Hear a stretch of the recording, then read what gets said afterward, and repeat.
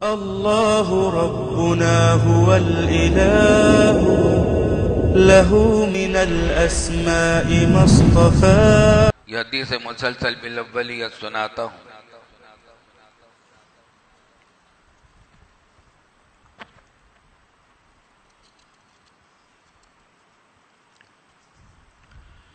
یہ حدیث مسلسل بالاولیت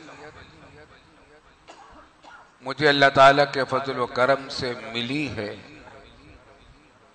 سن 1964 عیسوی میں مسجد حرام مکہ مکرمہ میں. اس وقت کے بہت جلیل القدر محدث تھے محمد حسن مشات المکی المالکی رحمۃ اللہ علیہ.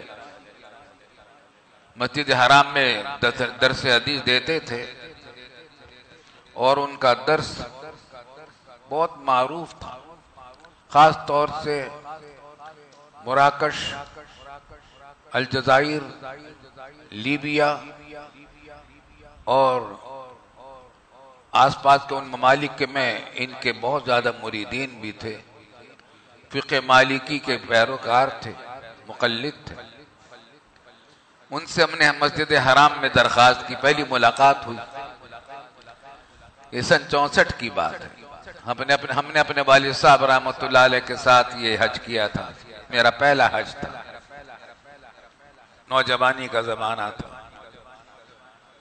تو انہوں نے ہم نے درخواست کی کہ آپ ہمیں اپنی روایت حدیث کی اجازت دے دیجئے.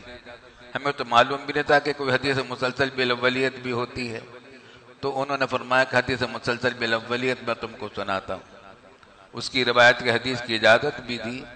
پھر اپنا سبت بھی عطا فرمایا. سبت اس کتابچے کو کہتے ہیں جس میں محدث اپنی ساری سندیں ذکر کرتا ہے اور اپنی تمام روایات، تمام مرویات، تمام مقروءات، تمام مسموعات، تمام مجازات کی اجازت عامہ تامہ مطلقہ ہم کو عطا فرمائی. تو یہ حدیث مسلسل بالاولیت مجھے ان سے بھی ملی ہے اور بعد میں شیخ محمد یاسین فادانی رحمۃ اللہ علیہ، یہ بھی مکہ مکرمہ کے مشہور محدث تھے، ان سے بھی ملی. اور اب سے چند سال پہلے جدے میں ایک بزرگ تھے جن کا انتقال ہو گیا، اور شیخ ناقبی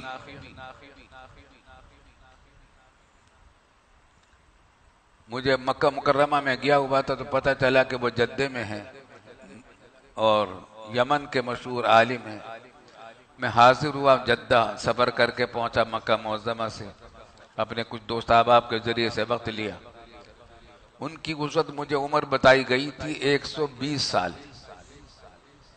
ماشاءاللہ صحیح القوا تھے اور انہوں نے بھی روایت حدیث کی اجازت دی اور اجازت مسلسل بالاولیت کی حدیث بھی اجازت دی.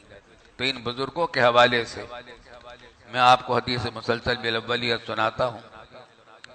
ان تمام سندوں میں، ان تینوں بزرگوں میں سند عالی جو ہے شیخ محمد حسن مشات المکی المالکی رحمۃ اللہ علیہ کی ہے.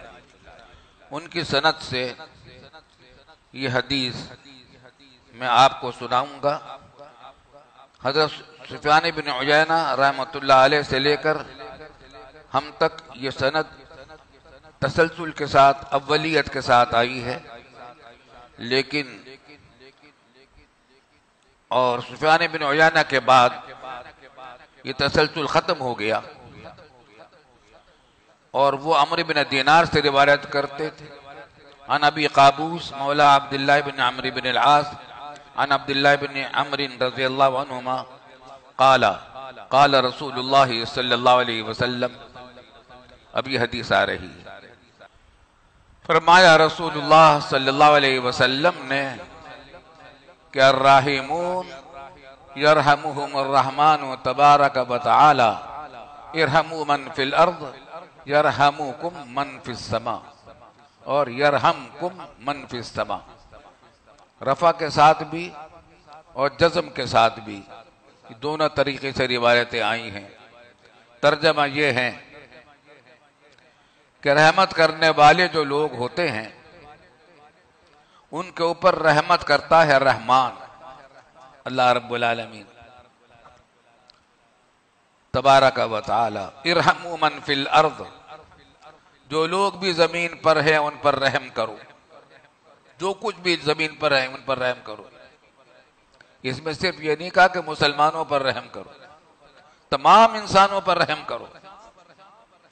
ارحموا من فی الارض یرحمکم من فی السماء، تم کو تمہارے اوپر رحم کرے گا اللہ رب العالمین۔